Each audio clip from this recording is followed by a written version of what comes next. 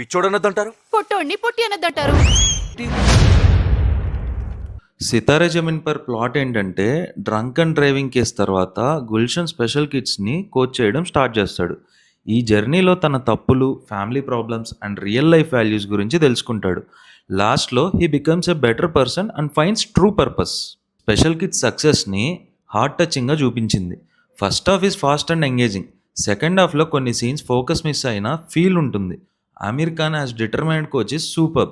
ఇంకా ఈ మూవీలో మైనస్ పాయింట్స్ విషయానికి వస్తే తారే జామీన్ పర్ సక్సెస్ చూసిన ఆడియన్స్కి సితారే జామీన్ పర్ సమ్వాట్ డల్గా అనిపించవచ్చు. ఎమోషనల్ కంటెంట్ ఉన్న ఫిలిం స్ట్రాంగ్ ఇంపాక్ట్ వదులుకుంటుంది. ఇలాంటి ఫిలిమ్స్ ఎంటర్టైన్మెంట్ కన్నా ఎమోషన్స్ మీద ఫోకస్ చేయాలి. ఓవరాల్ సితారే జామీన్ పర్ స్ట్రాంగ్ ఎమోషనల్ డ్రామాతో ఆడియన్స్కి కనెక్ట్ అవుతుంది. పెర్ఫార్మెన్సెస్ సాలిడ్గా ఉంటాయి. బట్ తారే జామీన్ పర్ రేంజ్ ఎక్స్పెక్ట్ చేస్తే స్లైట్ డిసప్పాయింట్మెంట్ ఉంటుంది.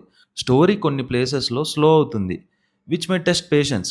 కానీ ఎక్స్పెక్టేషన్స్ లేకుండా చూస్తే సితారే జమీన్ పర్ ఒక హార్ట్ఫుల్ ఎమోషనల్ జర్నీ లాగా అనిపిస్తుంది. ఏంటిది?